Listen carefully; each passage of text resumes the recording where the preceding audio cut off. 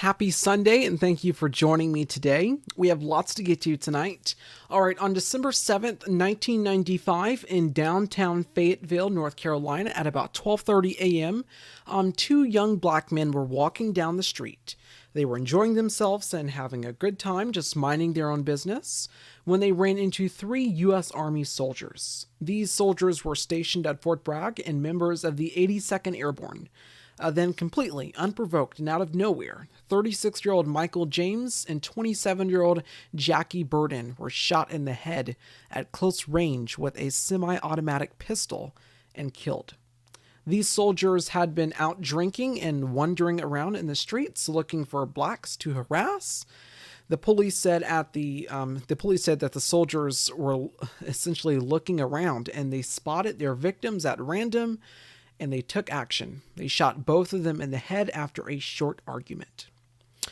The suspect was subsequently arrested, and now the question is, why did you do it? The suspects, all three of them, they were arrested. What motivated, inspired, or encouraged you to commit this crime? Well, it turns out that it wasn't just an arbitrary murder. It was indeed racially motivated. This went all the way up to the FBI, one agent describing it as a hate crime. One of the people who killed these young black men made it an open secret that he was indeed a white supremacist. He apparently had a Nazi flag above his bed and degraded black soldiers at Fort Bragg. His name was Private James Norman Burmeister II. And when police searched his trailer, they found white supremacist literature, pamphlets on Hitler and Nazi Germany back in the 1930s. They also discovered a videotape of the movie Natural Born Killers, which is about two victims of traumatic childhoods who grew up to have romantic relationships and commit mass murders. Police also said that they found a bomb making manual in the home as well. He also apparently was part of a white supremacist group called the Special Forces Underground. The group says that they believe in individual rights, strict constitutionalism, limited government, isolationism, free market capitalism, and republicanism. However, they are diametrically opposed when it comes to things like democracy, liberalism, altruism, internationalism, tribalism, and, quote, the ideologies of all tyrannies, end quote. So it was evident what Private Burmeister stood for and what he believed in. A private back at the base told the Washington Post that Burmeister kept a Nazi flag over his bed, along with a 9mm handgun, which was in his locker at the barracks at Fort Bragg. He also stated that Private Burmeister spoke about black people in derogatory terms. According to the Washington Post, his style of clothing represented the unofficial skinhead uniform. He is also described by a fellow soldier as disgruntled because of a wound in 1994 that made him unviable when it came to parachute jumps and assignments on base. Here's what happened next in regard to the crime. Quote, the Washington Post reports, quote, after the arrest of Private Burmeister, Thompson, and Wright on first-degree murder charges Thursday, Fayetteville police yesterday charged a third soldier, Specialist Randy Lee Meadows Jr., with 2 counts of conspiracy to commit murder. Police said Meadows drove the vehicle used by the killers, end quote. And on top of that, at Fort Bragg, they were already dealing with a lot. They were already dealing with some form of violence. I mean, just 2 months prior, in October of 1995, a sergeant at Fort Bragg randomly started shooting at soldiers at about 6 a.m. in the morning, as they were beginning their morning run. 1 person was killed and 18 others were wounded. On December 23, 1995, 16 days after these 3 soldiers were locked up for the murder of these 2 innocent young black men, just minding their business, Dana Priest reported at the Washington Post that 22 soldiers at Fort Bragg currently had ties to extremist groups. Here's the lead from her reporting, quote, 22 Army soldiers of the 82nd Airborne Division have active, passive, or former links to so-called skinhead or extremist groups, officials at Fort Bragg, North Carolina said yesterday. The division investigated extremist activities on the base after 3 of its soldiers were charged early this month with the racist murders of 2 black civilians walking down the street near Fayetteville early on December 7th. End quote.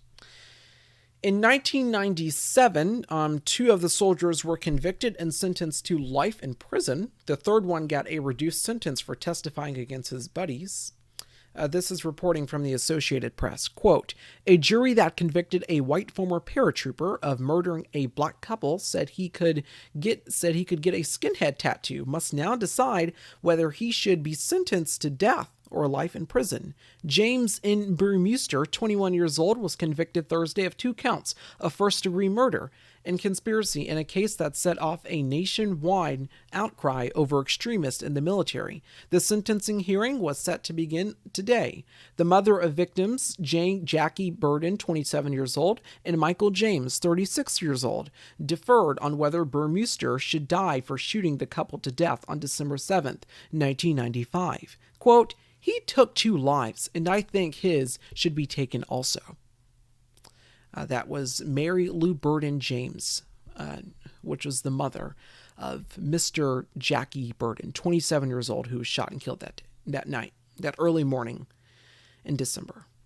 Lily said that she was against a death sentence despite Burmeister's apparent lack of remorse. She said in court, quote, he has the heart of cold steel, and God help him, end quote.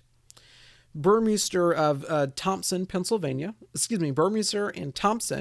Pennsylvania showed no emotion as the verdicts were read after 10 hours of jury deliberation. His mother, Kathy, and sister, Michelle, sobbed and embraced in the row of seats behind him. The Anti-Defamation League and the state chapter of the National Association for the Advancement of Colored People applauded the verdict, saying, quote, today a jury affirmed the right of people of every background, race, and religion to walk the streets of America without fear. That was said by Abraham H. Foxman, the ADL's national director. Mary J. O'Hara, a Fort Bragg spokesman, said that the base had instituted several steps to detect soldiers with racist views, including training sessions for all incoming personnel. Quote, we think we've learned from this situation and we continue to educate our soldiers that hate and violence will not be tolerated here at Fort Bragg and really shouldn't be tolerated anywhere. End quote. The history of white supremacy in the United States military goes far back to the racially divided 1860s. At the time, there were laws that prevented blacks from serving in the U.S. Army.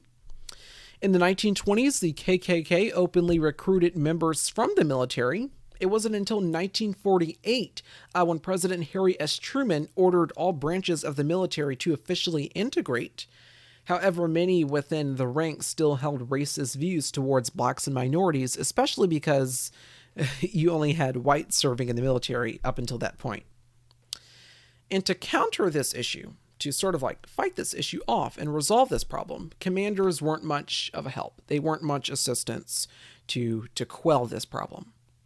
When Dr. Martin Luther King Jr. was shot and killed in April of 1968, KKK members marched in white robes and burned down crosses on an American military base in Vietnam. 8 years later, in 1976, at Camp Pendleton in California, Marines wore KKK patches and held meetings.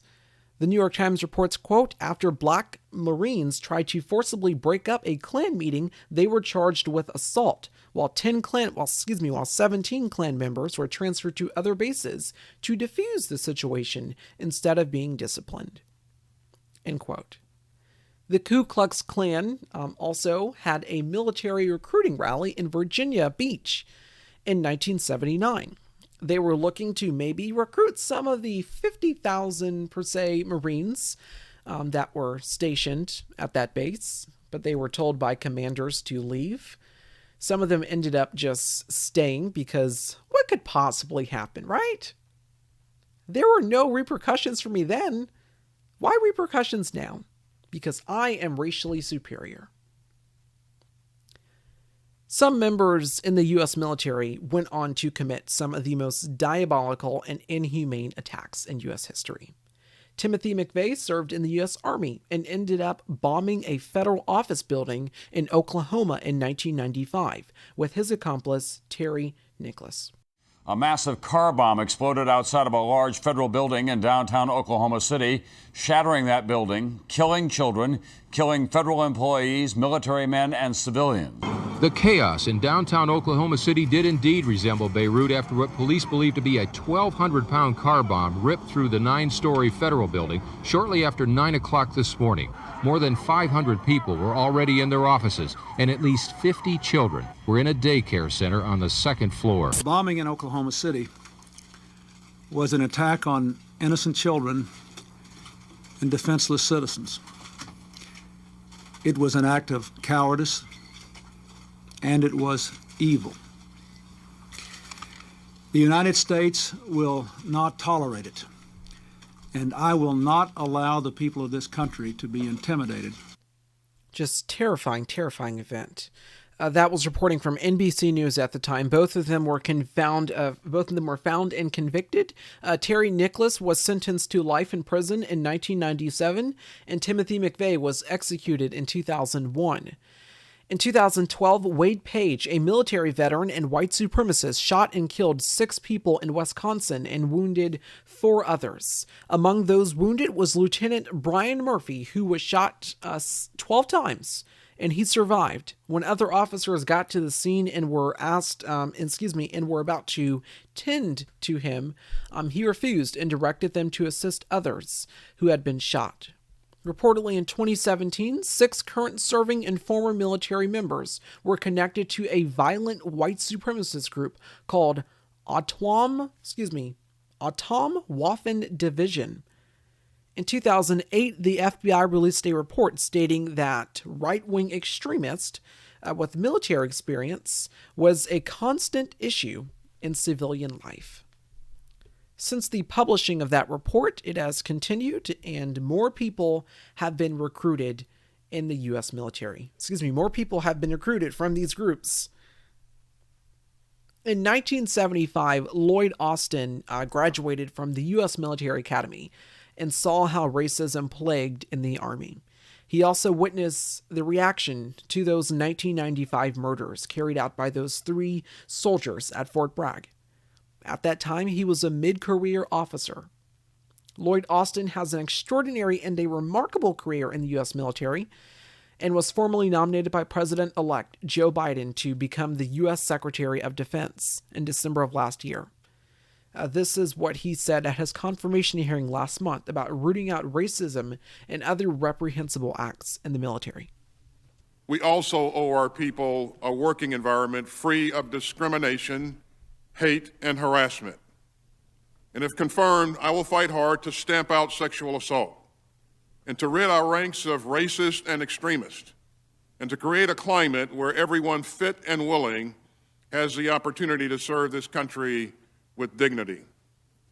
The job of the Department of Defense is to keep America safe from our enemies. But we can't do that if some of those enemies lie within our own ranks. Quote, the job of the Department of Defense is to keep Americans safe from our enemies, but we can't do that if some of those enemies lie within our own ranks. End quote. Just stark words from Lloyd Austin there. That was Lloyd Austin. Last month at his confirmation hearing, he was confirmed and is now our Secretary of Defense. The violent insurrection that transpired at the U.S. Capitol on January 6th included a large group of people from all over the country, people from all different groups. You had white supremacy groups like the Proud Boys and the Oath Keepers and others there as well. And in some of those groups, like the Oath Keepers, you had military veterans conspicuously marching up the stairs, going through the crowd into the Capitol. The Oath Keepers is very well known for this, very well known for recruiting former law enforcement officials and military veterans. Also, right before Inauguration Day, do you remember that 12 National Guard troops were removed from inauguration duty because of some questionable behavior? And others for essentially expressing sympathy for anti-government groups. So as a leader, just looking at this, as a leader, you're probably thinking, we should probably do something about this. We should probably resolve this issue, work for a resolution here. What can we do to at least fix this issue or quell the problem? How can we solve it, or at least resolve it, or try to get something done here? Try to improve this situation. We need to look within our ranks more meticulously. And as I said, that leader has been confirmed, and he is now our Secretary of Defense. And he is apparently now doing it. Secretary Lloyd Austin has kept his word, and this memo addressed to military leadership has just been released. I'm going to read this to you. I feel it is worth listening to. I feel it is worth reading. This is the memo. Quote, as service members or federal servants, we each take an oath of office and on entering into public service. The framers of the Constitution included the requirement to take the oath of office in the Constitution itself. While the nature of the oath may vary depending on the individual role you serve, all oaths include commitment to support and defend the Constitution of the United States against all enemies, foreign and domestic. Because we each took an oath to obey the law, support and defend the Constitution, and to do our jobs to the best of our ability, we expect public servants to be guided in their actions by a strong moral compass. And without question, the vast majority of the men and women of this department serve with honor and uphold our core values. Service in the Department of Defense is a privilege that comes with added responsibilities and obligations by nature of holding a national security position or having access to the nation's sensitive information. Those responsibilities are attenuated for service members who have accepted the jurisdiction of the Uniform Code of Military Justice and the added responsibilities inherent to good order and discipline. We will not tolerate actions that go against the fundamental principles of the oath we share, including actions associated with extremist or dissident ideologies. Service members, Department of Defense civilian employees, and all those who support our mission deserve an environment free of discrimination, hate, and harassment. It is incumbent upon each of us to ensure that actions associated with these corrosive behaviors are prevented. Commanders, supervisors, and all those who hold leadership position within the Department of Defense have a special responsibility to guard against these behaviors and set the example for those who they lead.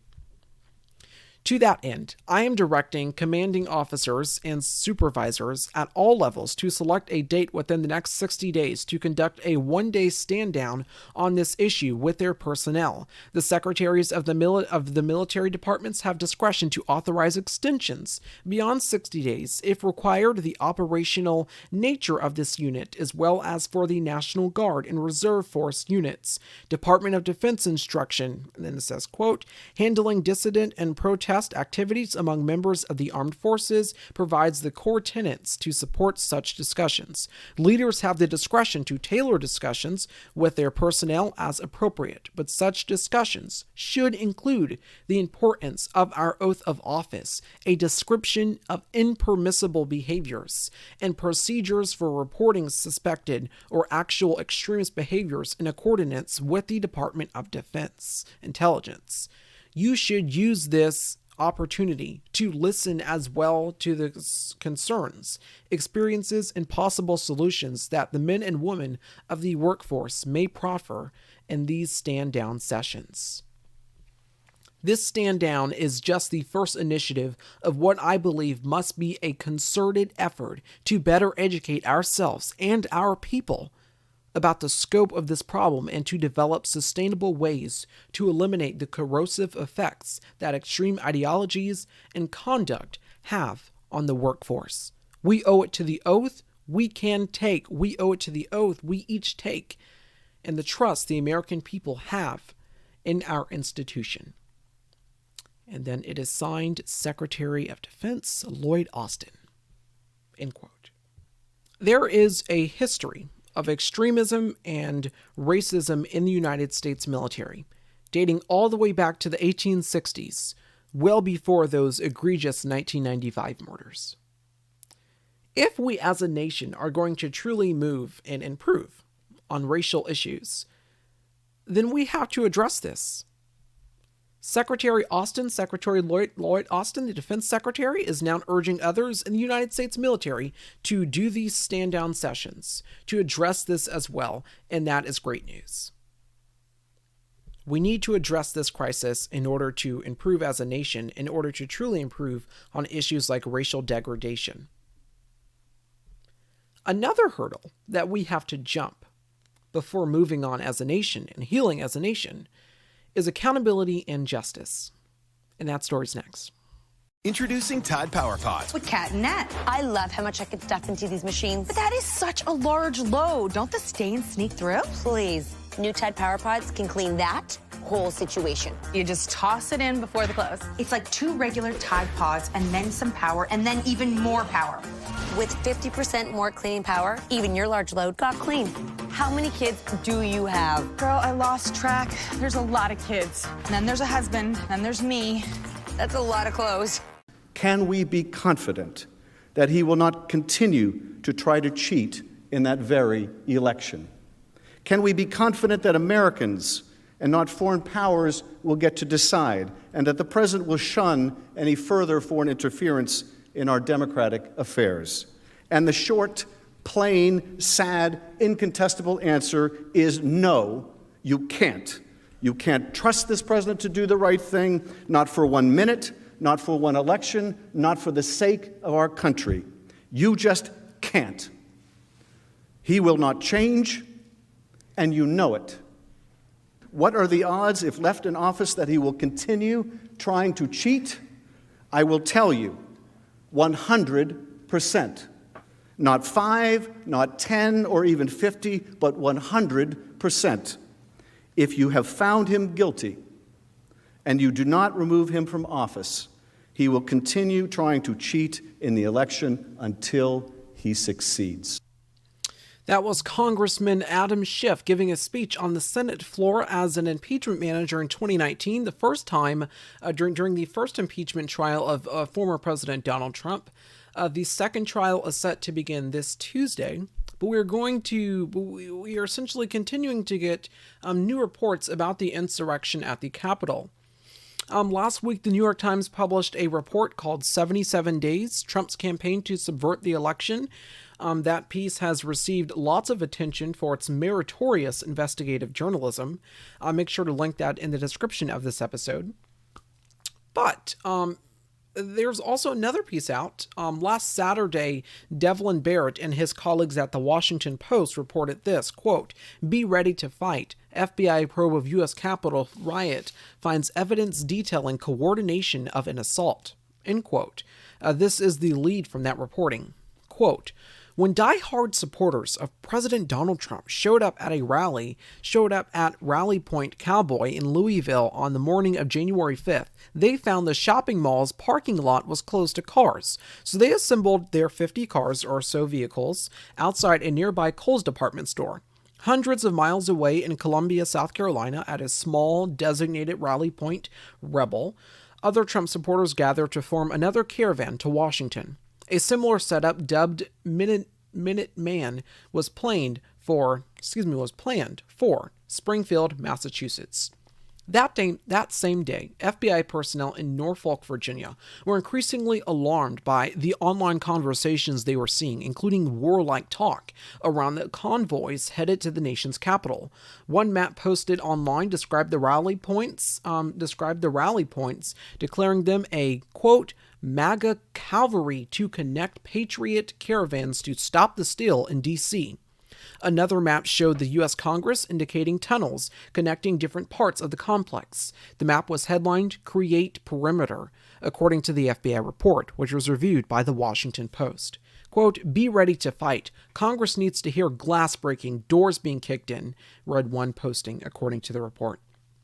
Quote, FBI agents around the country are working to unravel the various motives, relationships, goals, and actions of the hundreds of Trump supporters who stormed the U.S. Capitol on January 6. Some inside the Bureau have described the Capitol riot investigation as their biggest case since September 11, 2001 attacks, and a top priority of the agents' work to determine the extent to which that violence and chaos was pre-planned and coordinated. Investigators caution there is an important legal distinction between gathering like-minded people for a political rally, which is protected by the First Amendment, and organizing an armed assault on the seat of American government. The task is now to distinguish which people belong in each category and who played key roles in committing or coordinating the violence. Videos and court filings, for instance, describe how several groups of men that include alleged members of the Proud Boys appeared to engage in concerted action, converging on the west front of the Capitol just before 1 p.m. near the Peace Monument at First Street Northwest and Pennsylvania Avenue Northwest. Different factions of the crowd appear to coalesce, move forward, and chant under the direction of different leaders before charging at startled police staffing a pedestrian gate, all in the matter of a few minutes. End quote. This report also lays out, according to the Washington Post, led by Devlin Barrett and his colleagues, it also lays out that they say that some law enforcement officials have suggested that the pipe bombs, which the person still has not been found for, that put these pipe bombs by the RNC and DNC, those pipe bombs were essentially a deliberate distraction meant to siphon law enforcement away from the Capitol building at that crucial moment to go tend to essentially that. They are suggesting, implying that that's maybe what some of these insurrectionists had planned here, or what the pipe bomber had planned, so they could get into the Capitol and really cause destruction. In this report, it also indicates that some people were planning back to November of last year, November of 2020, planning to storm the U.S. Capitol, or essentially recruiting people. The planning has just been in works for a long time. It is a remarkable piece. I recommend you read it. I'll make sure to link that in the description of this episode. The impeachment managers have asked former President Donald Trump to testify in the second trial, but his attorneys are saying that he will not. Also, the impeachment managers released an 80-page report on the lead-up to the insurrection at the Capitol. They write in part, quote, "The nation will indeed remember January 6, 2021, and President Trump's singular responsibility for that tragedy. It is impossible to imagine the events on January 6 occurring without President Trump creating a power keg, striking a match, and then seeking personal advantage from the ensuing havoc." They also indicate that the president summoned the mob to Washington, quote, "exhorted them into a frenzy and aimed them like a loaded cannon down Pennsylvania Avenue." End quote. On Friday, a judge let out one of the insurrectionists. I'm not sure that she actually was ever detained, but she stormed the U.S. Capitol, and this judge has let her go to Mexico on a work-related bonding trip. In her ruling, the judge's ruling, she indicates that the defendant is not a flight risk because she doesn't pose danger to anyone and has no criminal history. The Missouri man who was seen in the Capitol with the broken Nancy Pelosi nameplate has just been charged just weeks after his niece was charged and arrested. Reportedly, he and his niece were holding the broken nameplate in a picture, which was Nancy Pelosi's nameplate. According to The Hill, he has been charged with knowingly entering or remaining in a restricted building, disorderly conduct, disruptive conduct in the Capitol buildings, impeding the conduct of the government, and theft of government property. Chris Krebs, the former director of CISA, which is the Cybersecurity and Infrastructure Security Agency, told ABC News recently that former President Donald Trump should be convicted in the Senate. He says in part, It is critical. He says, quote, "We really have been at an inflection point in democracy for too long. These massive disinformation campaigns that are demonstrably false and have been disproven and debunked over and over and over again. And yet they're still propagated by elected officials. They're still propagated online and on fringe media and fringe networks. There has to be consequences for what ultimately is the big lie that led to January 6th.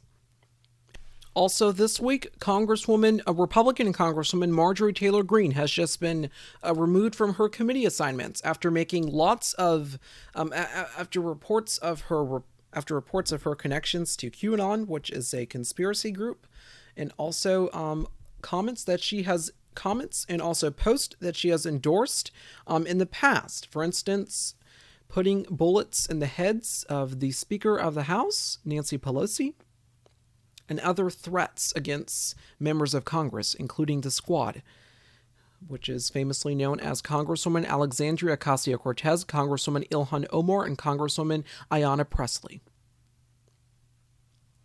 House Democrats are now beginning to make more of their public statements. They're beginning to make more, sharing these stories and these remarkable testimonies about what they experienced at the Capitol during that insurrection.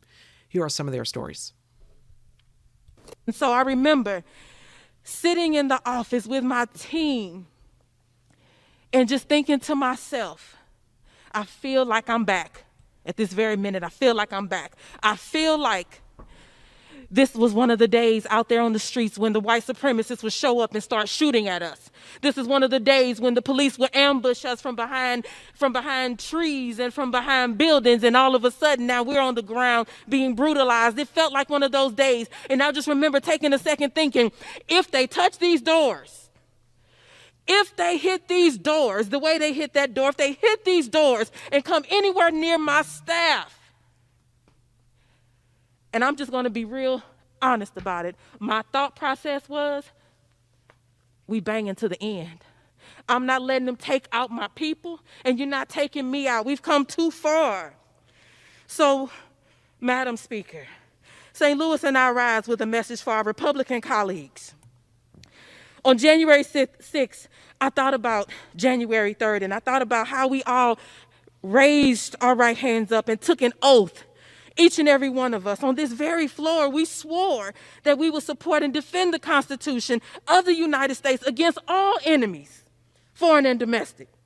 Even though that Constitution wasn't written for people who look like me, even that Constitution wasn't written by people who look like me, and even though that Constitution cemented an unjust nation for people like me, my team and I got to work, and we unveiled legislation to investigate and expel those who were responsible for inciting this attack so that we could defend it, because we have a duty to fight for a more perfect union, because we cannot stand up to white supremacy in this, because if we cannot stand up to white supremacy in this moment as representatives, then why did you run for office in the first place? No matter what district you represent, no matter where you live, no matter Democrat or Republican, you represent a district that is on average about 700,000 people, meaning you have to resent those who love you, those who despise you, those who voted for you, those who swear they'll never cast a vote for you, people who talk like you and people who don't look like you. Building better communities, building better lives, building a better society. It's not a Democratic or Republican issue. We can't build a better society if members are too scared to stand up and act to reject the white supremacist attack that happened right before our eyes. How can we trust that you will address the suffering that white supremacy causes on a day-to-day basis in the shadows if you can't even address the white supremacy that happens right in front of you in your house? 29 days ago, on January 6th of 2021, insurrectionists attacked our Capitol, seeking to overturn the results of our nation's election. 29 days ago, the glass in and around this very chamber was shattered by gunshots, clubs, by individuals seeking to restrain and murder members of Congress duly elected to carry out the duties of their office. Sadly, Less than 29 days later, with little to no accountability for the bloodshed and trauma of the 6th, some are already demanding that we move on, or worse, attempting to minimize, discredit, or belittle the accounts of survivors. In doing so, they not only further harm those who were there that day and provide cover for those responsible, but they also send a tremendously damaging message to survivors of trauma all across this country, that the way to deal with trauma, violence, and targeting is to paper it over, minimize it, and move on. As many of my colleagues know, my closest colleagues know, on my very first day of orientation, I got my first death threat. It was a serious one. They took me aside. The FBI had to go to the gentleman's home. I didn't even get sworn in yet when someone wanted me dead for just existing. More came later. Each one paralyzed me each time. So what happened on January 6th, all I could do was thank Allah that I wasn't here. I felt overwhelming relief. And so I asked my colleagues to please try not to dehumanize what's happening. This is real. And you know, many of our residents, from the shootings in Charlottesville to the massacre at the synagogue, all of it is led by hate rhetoric like this. And so I urge my colleagues to please take what happened on January 6th seriously. It will lead to more death, and we can do better. We must do better. Thank you. Quote, "We must do better." That was Congresswoman Rashida Tlaib speaking on the House floor. The first person that you heard speak there, that was Congresswoman Cori Bush. Then you had Congresswoman Alexandria Ocasio-Cortez, and then, of course, the last one was Congresswoman Rashida Tlaib. Accountability and justice is the only true way to move on and unite as a nation. The Senate impeachment trial for the former President Donald J. Trump, is set to begin this week on Tuesday. We will have special coverage on it next weekend. Keep your eye on this story. Stay focused. Do not let this go. Never forget. This is historical, and it's pivotal. We'll be right back. Oh, I wanted to ask you, Liz and I are going to do some work around the house. Do you know any good contractors? I might. Oh, that's great. Can you check their qualifications? Make sure they have great reviews, and research the average price for the job. Oh, and book them on Wednesday. Actually, make it Friday. It went in the water. You can't expect your neighbors to do everything HomeAdvisor can. So for a better way to get home projects done right, just ask HomeAdvisor. The date was January 15th, 1967, and the very first Super Bowl was happening. It was the Packers against the Chiefs. Here's CBS Radio News. CBS is on the air with the Super Bowl game.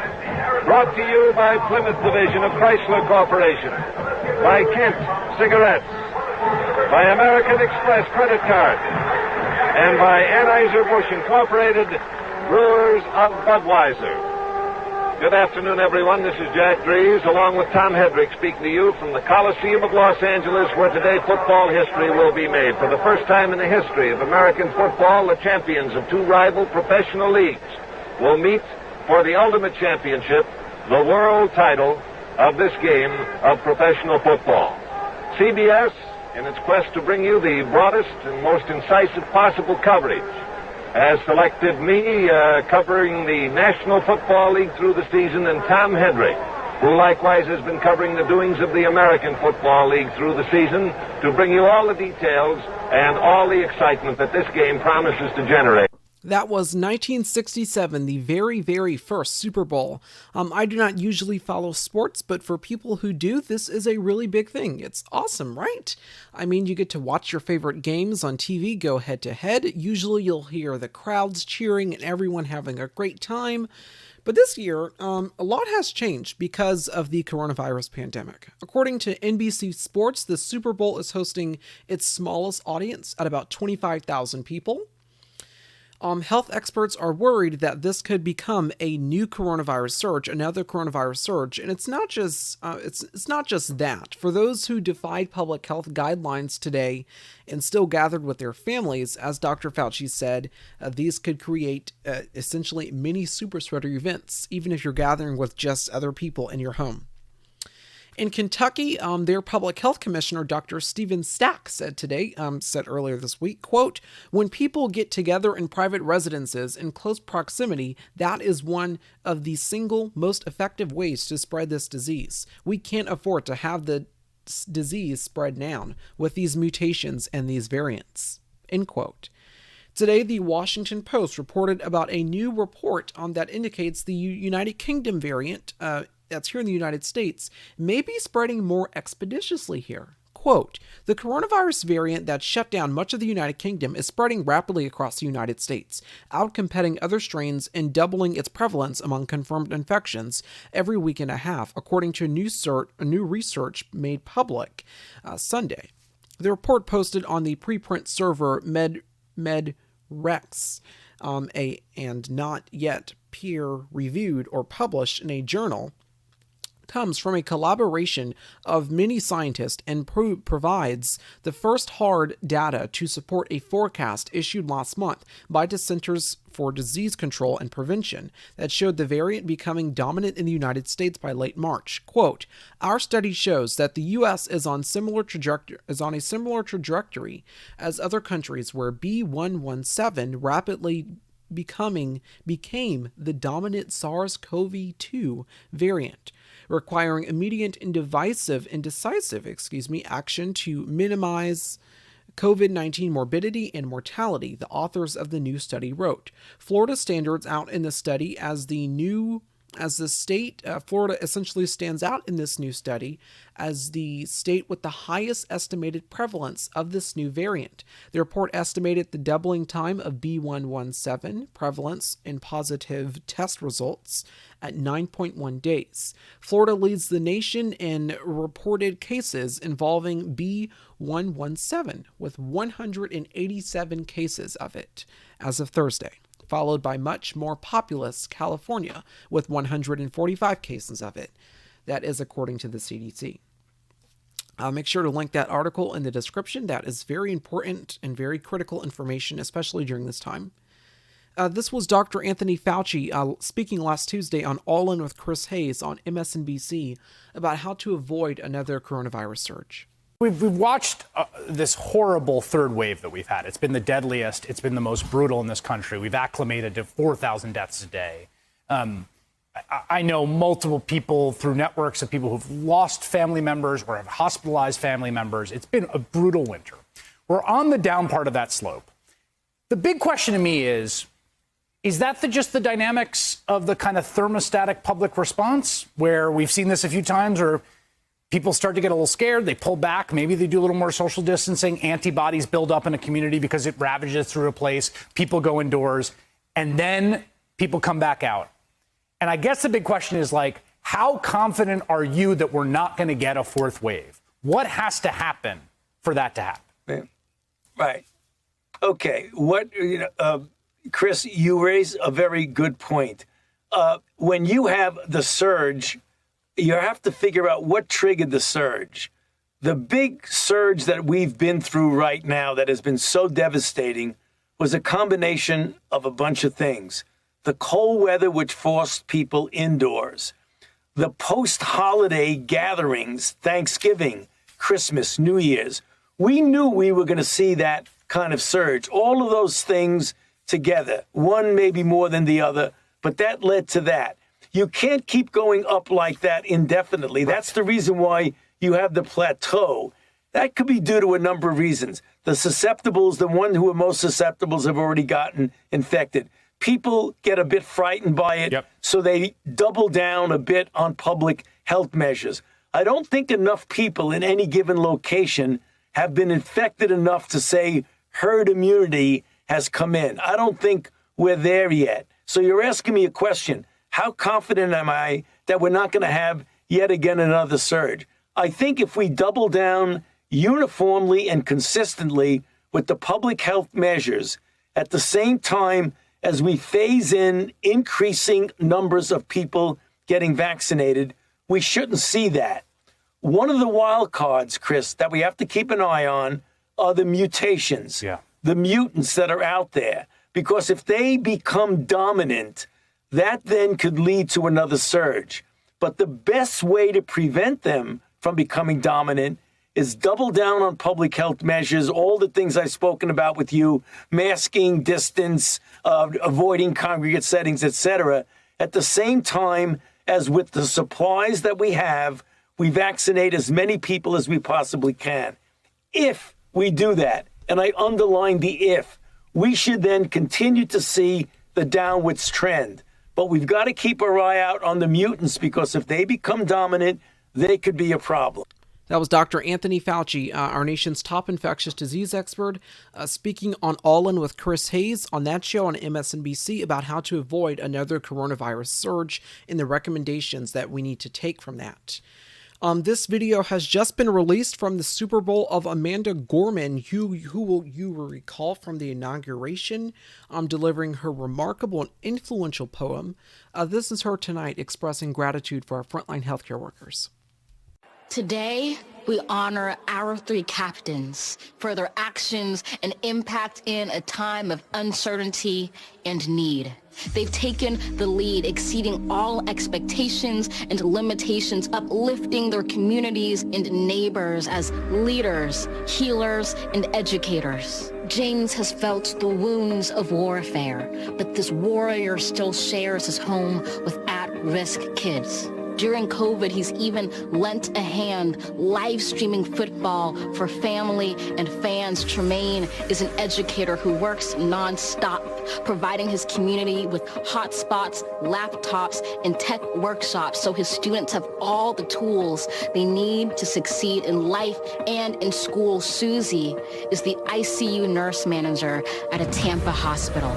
Her chronicles prove that even in tragedy, hope is possible. She lost her grandmothers to the pandemic and fights to save other lives in the ICU battle zone, defining the frontline heroes, risking their lives for our own. Let us walk with these warriors, charge on with these champions, and carry forth the call of our captains. We celebrate them by acting with courage and compassion, by doing what is right and just. For while we honor them today, it is they who every day honor us.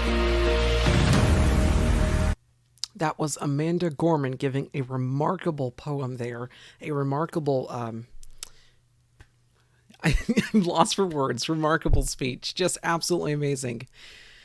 Right now, the United States has more than 27 million coronavirus cases, the highest in the world, and more than 466,000 of our fellow Americans are dead. Remember to please stay safe this week, wear your mask. The last note is next. At a time when we're asked to sacrifice, we step up to do our part. On the home front, on the front lines, to lend a helping hand and hold each other up. We are resilient, vigilant, and we'll get through this because we're better together, even if we're a little farther apart. Welcome back. So yesterday in my opening introduction about Alexei Navalny, I did not mention this. I've just come across this reporting. It is very, very disturbing. According to CNN, quote, a top doctor at the Russian hospital where opposition leader Alexei Navalny was treated immediately after his poisoning last summer has died, the hospital said on Thursday. Sergei Maximumshin, who was the deputy chief physician of the Omsk Emergency Hospital, quote, suddenly, end quote, died at the age of 55, according to a statement released by the hospital. Quote, with regret, we inform you that the deputy chief physician for anesthesiology and resuscitation of the emergency hospital number one assistant of the Department of Omsk State Medical University, PhD of Medical Sciences, Maximumshin Sergei, Valentinov, suddenly passed away. end quote. This is a statement that the hospital said which did not mention the cause of death. A spokeswoman for Omsk's regional health ministry told CNN on Friday that according to preliminary data, Valentinoch has died as a result of a heart attack. She would not provide further details, end quote. We will most definitely keep an eye on this story, as well as the story of the imprisonment of Alexei Navalny, as well as those protests in Russia. Earlier this week, President Joe Biden delivered his first speech at the State Department, his diplomacy speech. These are his remarks. America is back. America is back. Diplomacy is back at the center of our foreign policy. Those were some remarks from President Joe Biden earlier this week, speaking at the U.S. State Department for the first time. Just in some inspirational words there. America is back. Diplomacy is back. Thank you very much for being with us this weekend here on the Jeremiah Patterson Show. I apologize for posting these episodes very late, but I am writing out every single segment, which is a lot, but it is worth it. Thank you again for listening to this episode of the Jeremiah Patterson Show. Remember to wear your mask, stay safe, stay positive, and I'll see you this weekend.